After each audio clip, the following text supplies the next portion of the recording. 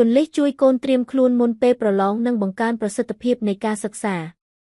ការប្រឡងរបស់កុមារមានច្រើនប្រភេទហើយសម្ពាធនៃការទទួលខុសត្រូវអាស្រ័យលើទំហំនៃការសិក្សានិងការរំពឹងទុករបស់សិស្សម្នាក់តែយ៉ាងណាប្រសិនបើមានការជ្រោមជ្រែងពីឪពុកម្ដាយឬអាណាព្យាបាលគឺជាសកម្មភាពដែលកាន់តែជំរុញដល់ប្រសិទ្ធភាពនៃការសិក្សានិងកាត់បន្ថយអាការស្រេករបស់កូនតាមរយៈគេហទំព័រ All Saints បានឲ្យដឹងថាពេលនៅក្នុងផ្ទះកូនដែលកំពុងស្រែកនឹងការប្រឡងរួមមានញឹកនឹងការរៀបចំកាលវិភាគប្រឡងក្នុងនាមជាឪពុកម្ដាយក៏ដូចជាអាព្យាបាលអាចរួមចំណែកតាមរយៈសកម្មភាពមួយចំនួននៅខាងក្រោមទុកកន្លែងឲ្យកូនរៀនសូត្រសម្ពាធឬស្រែកពីការសិក្សាត្រូវការឲ្យអាណាព្យាបាលចូលរួមដោះស្រាយទាំងអស់គ្នាព្រោះបើពុំដូច្នោះទេអាកប្បកិរិយាអវិជ្ជមានឬក៏សម្ពាធពីកូនបានរួមចំណែកផ្ដល់ផលមិនល្អទៅកាន់បរិយាកាសក្នុងផ្ទះទាំងមូលហើយតាមរយៈការផ្ដល់បរិយាកាសស្ងប់ស្ងាត់ល្អ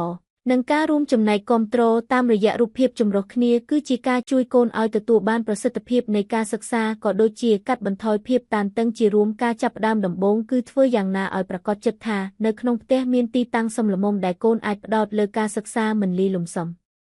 ភារៈដែលពុំចាំបាច់នៅទីតាំងដែលត្រូវអង្គុយរៀនហើយកន្លែងរៀនត្រូវមានភាពស្ងាត់ល្អឬទីតាំងដែលមានទ្វារបិទជិតមិនមានការរំខានសូម្បីសំឡេងពីខាងក្រៅតែផ្ដល់ទីតាំងមួយដែលគ្មានការរំខានដល់កូនអាណាព្យាបាលគួរមានការកំណត់ពេលវេលានៃការប្រើប្រាស់ទូរស័ព្ទដៃឬក៏ឧបករណ៍អេឡិចត្រូនិកដែលពុំចាំបាច់ដោយដាក់នៅកន្លែងផ្សេងគ្នាពីកន្លែងដែលកូនសិក្សាផែនការនិងការបង្ហាញពេលដែលត្រូវរៀននៅពេលដែលទទួលបាននៅតារាងឬក៏ការវិភាគប្រឡងអាណាព្យាបាលគួរក្រឡេកមើលនៅត្រង់ចំណុចនេះដែរគឺដើម្បីសម្របខ្លួននឹងការជួយផ្ដល់ជាកម្លាំងចិត្តនិងការគាំទ្រឲ្យត្រូវពេលមួយវិញទៀតនៅពេលដែលបានដឹងអំពីពេលវេលាមិនថាម៉ោងសិក្សានិងការប្រឡងក្នុងនាមជាអាណាព្យាបាលគឺកាន់តែងាយស្រួលក្នុងការប្រាប់ឲ្យកូនសម្រាកឬប្រាប់ឲ្យរំលឹកមេរៀនជាដើមជែកគ្នាអំពីការរំពឹងទុកការជែកគ្នាទុកជាមុនអំពីការរំពឹងទុករបស់ភាគីម្ខាងមិនថាកូនឬពុកម្ដាយការជែកគ្នាជាការកាត់បន្ថយការអាក់អន់ចិត្តនៅពេលដែលលទ្ធផលសម្រេចចុងក្រោយចេញមកការជែកអាចឲ្យកូនបានដឹងជាមុនថាតើអាណាព្យាបាលផ្ដល់តម្លៃលើការខិតខំប្រឹងប្រែងជាងឬផ្ដោតលើលទ្ធផលជាងហើយការជែកគ្នាក៏ជាការកាត់បន្ថយការដាក់សម្ពាធទៅកាន់កូន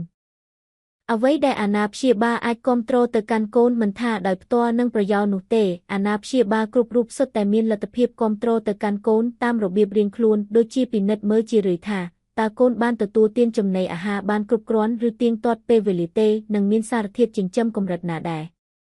ជាពិសេសមុនពេលប្រឡងនិងថ្ងៃប្រឡងមកដល់ហើយត្រូវដាក់ការវិភាគរំលឹកពួកគេឲ្យបានជាប្រចាំអំពីអាហារដែលរួមចំណែកដល់សុខភាពព្រោះការទទួលទានបានល្អក៏ជាការធ្វើឲ្យស្មារតីផ្ដោតលើការសិក្សាមានប្រសិទ្ធភាពជាងមុនដែរជាងនេះទៅទៀតការតាមដានអំពីពេលវេលាដែលត្រូវចូលគេងគឺជាចំណុចសំខាន់ពុំអាចខ្វះបានដូចគ្នាអាណាព្យាបាលត្រូវប្រាកដចិត្តថាពួកគេគេងបានគ្រប់គ្រាន់និងស្ងប់ហើយកាត់បន្ថយការចំណាយពេលច្រើនម៉ោងជាមួយសកៀនអេឡិចត្រូនិកជំនួសមកវិញដោយសកម្មភាពមួយចំនួនដូចជាការស្ដាប់ភ្លេងឬចម្រៀងនាំឲ្យចិត្តស្ងប់ហាត់យូហ្គានិងឧស្សាហ៍ពិនិត្យមើលលើសីតុណ្ហភាពនៅក្នុងកន្លែងគេងថាតើផ្ដល់ផាសុកភាពកម្រិតណាការពិនិត្យលើការរស់នៅប្រចាំថ្ងៃរបស់កុមារឬមនុស្សវ័យជំទង់គឺជាការរួមចំណែកដ៏សំខាន់ក្នុងការរក្សាគុណភាពនៃការសិក្សានិងការជួយឲ្យកុមារមានការត្រៀមខ្លួនសម្រាប់ថ្ងៃប្រឡងកាន់តែមានប្រសិទ្ធភាព